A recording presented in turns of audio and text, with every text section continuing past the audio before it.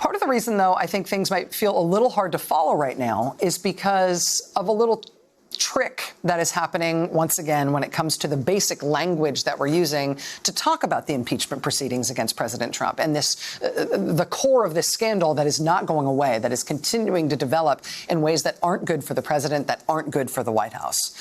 And these developments, as I said, I mean, armchair psychology is always dangerous, but he does appear to be slightly driven up the wall as the scenario just gets worse and worse for him.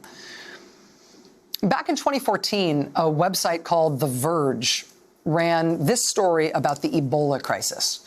This was at a time when the Ebola crisis in Africa and the international worries about the spread of Ebola, some real panic about the ability of modern medicine to responsibly handle active cases of Ebola, was really at its height.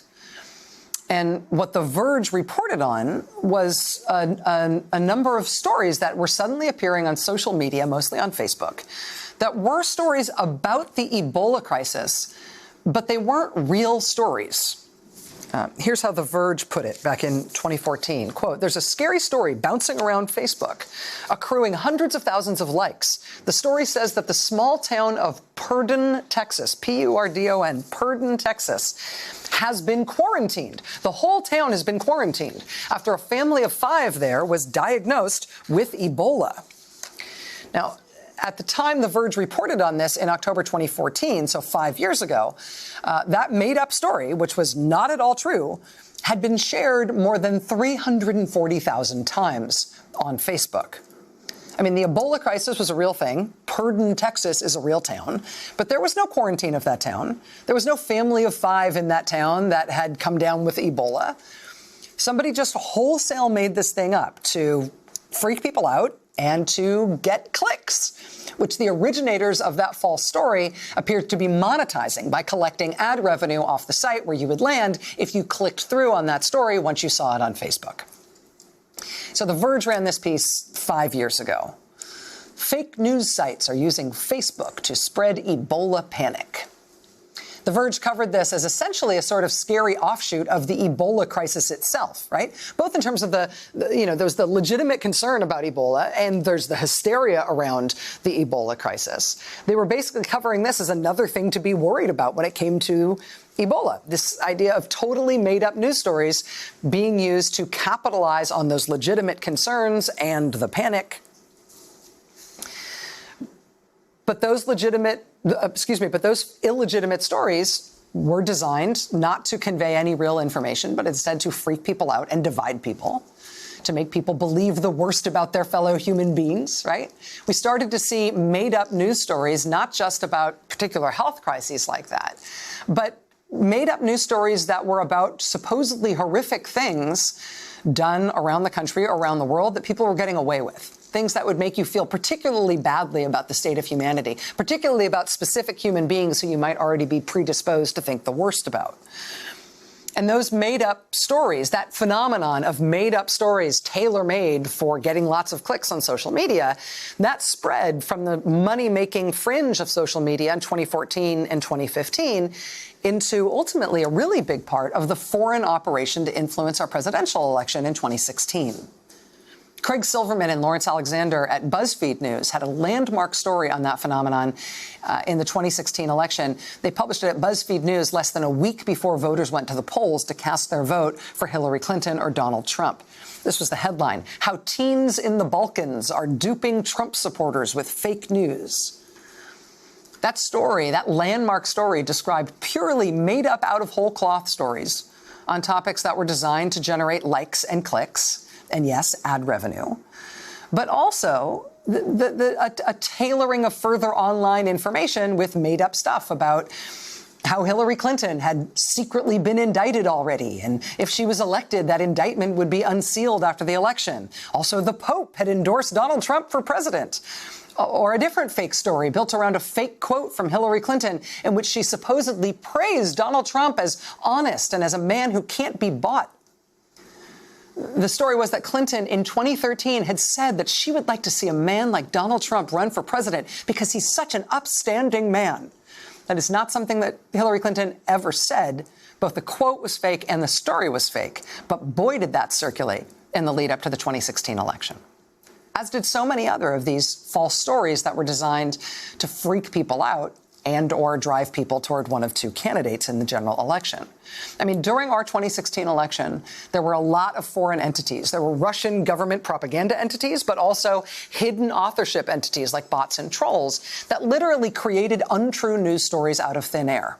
Stories that were designed to exploit and exacerbate existing divisions in the United States, to turn Americans against each other, to turn people generally toward the Trump worldview, to especially enhance divisions among Democrats or make Democrats feel like it wasn't worth it to vote. These made-up stories were also just sort of brutalizing. Made-up, outrage stories about terrible barbarism that were just sort of designed to make you feel like we were at the end of the line in terms of human beings being able to live alongside one another. When we came to understand what Russia did in the 2016 election, those made-up false stories designed to have a politically useful effect on their audiences, we came to realize that that was part of what Russia did in their attack on us. It wasn't the biggest part of what they did, but it was an alarming thing that they radically upscaled over the course of 2015 and 2016, this sort of counterfeiting of the news process. And so that became part of our national discussion about what Russia had done, what Russia had sort of harnessed to try to interfere in our election in order to benefit Donald Trump. And the term that was most easily and specifically and conveniently applied to that phenomenon, the phrase fake news, because these were in fact fake news stories generated for political purposes, that phrase fake news was soon adopted by President Trump and his campaign, and then ultimately by all Republicans, basically so that that phrase became theirs. And the way they used it, the phrase fake news, no longer described the thing for which that phrase had been coined. It no longer described this very specific aspect of the foreign interference in our election. The Trump campaign and ultimately Republicans converted that phrase, so instead it would be used as an epithet against all journalists.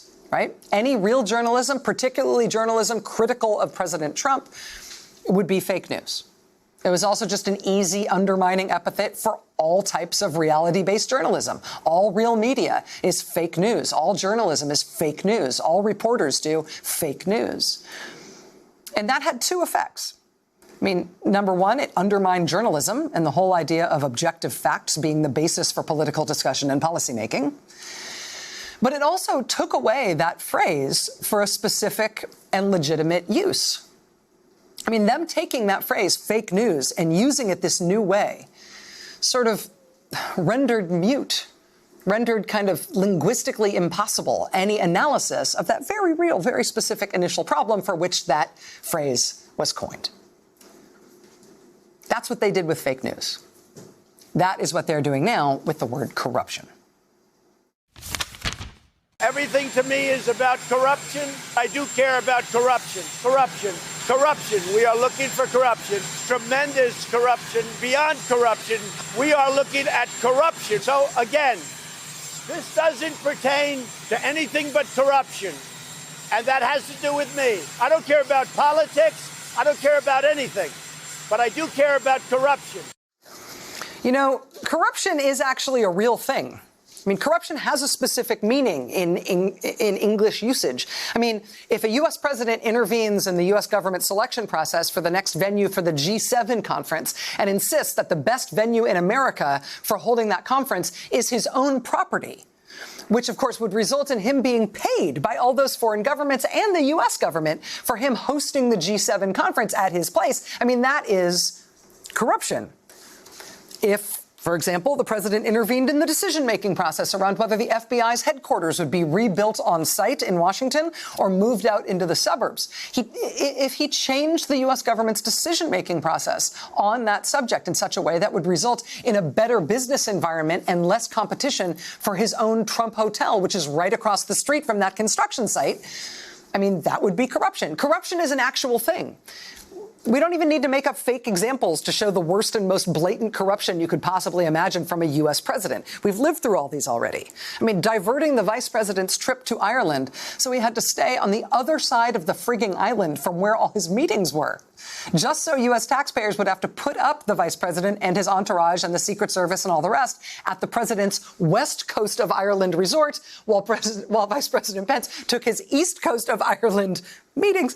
I mean, plus paying all the extra money to shuttle him back and forth across that entire country, back and forth across that entire island, simply so the money paid for that trip from the U.S. taxpayers would find its way into the president's pocket. I mean, that is corruption. Corruption is a real thing. That's a word that has a real and specific, useful meaning.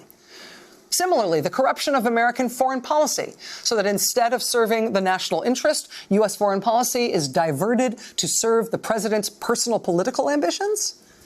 That is a form of corruption.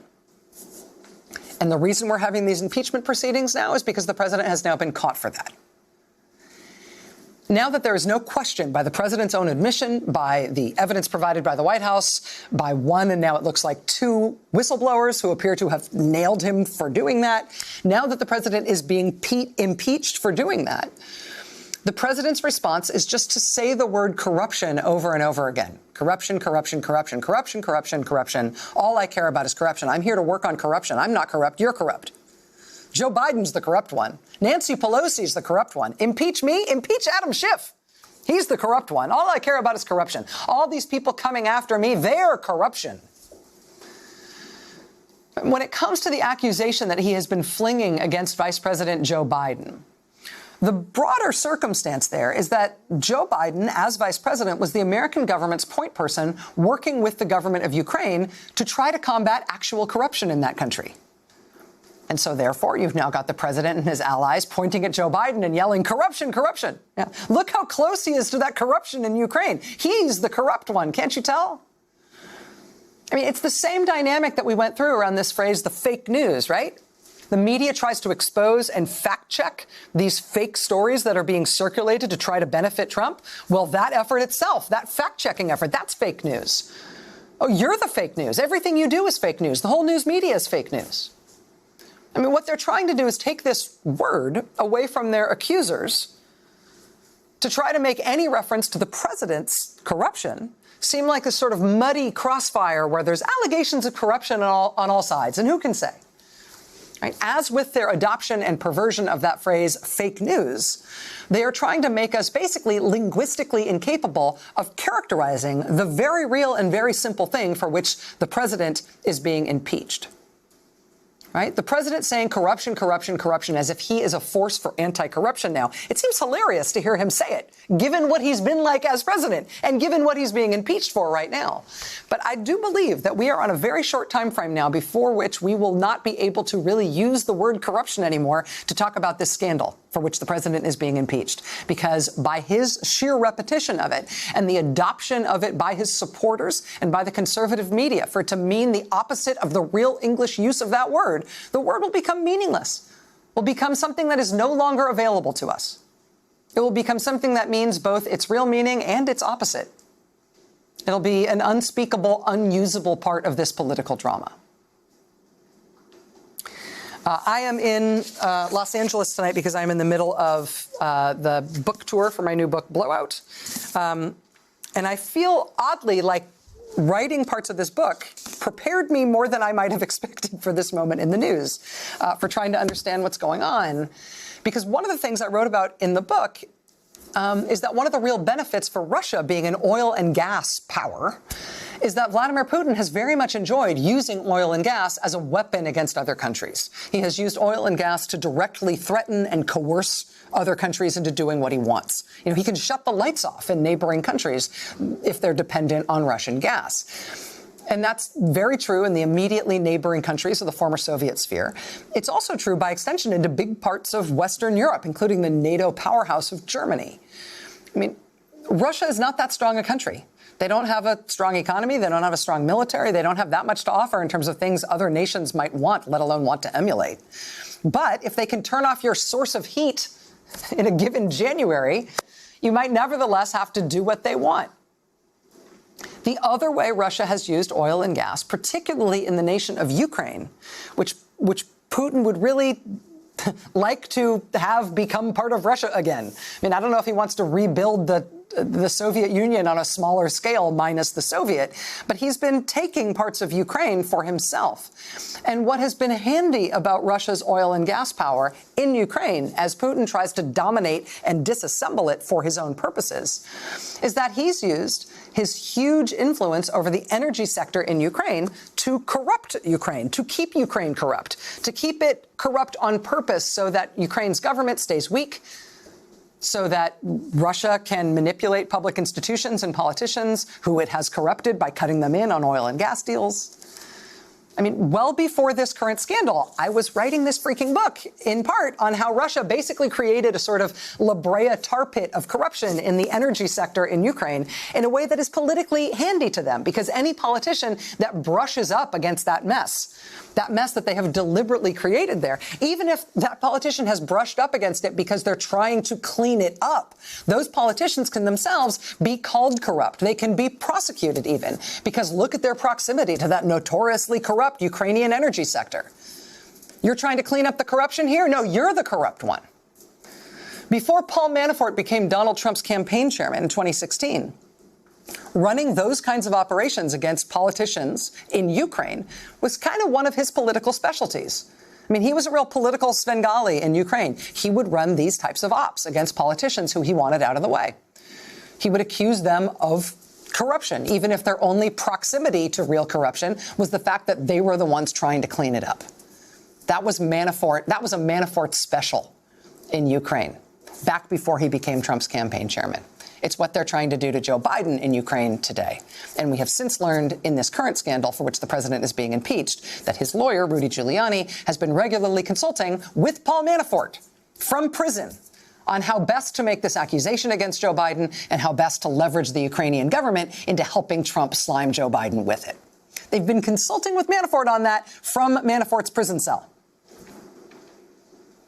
Well, now, over the weekend, we have learned that in addition to trying to put together these backwards, words have no meaning accusations against Joe Biden, right, to try to turn his anti-corruption efforts in Ukraine into some sort of evidence of his corruption, we've since learned in the last few days that the other thing Giuliani and his guys on the ground in Ukraine have been working for, trying to do themselves, is that they've been trying to do their own little deals. They've been trying to cash in themselves on some Ukrainian natural gas opportunities.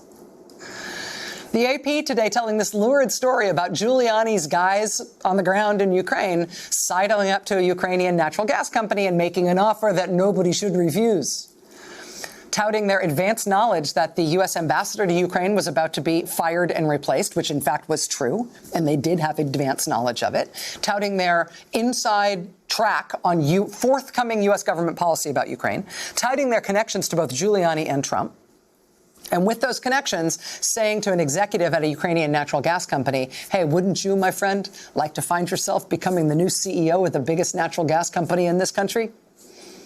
We can make that happen. All you got to do is hook us up thereafter with the kinds of contracts that will make us not just henchmen, but oligarch henchmen.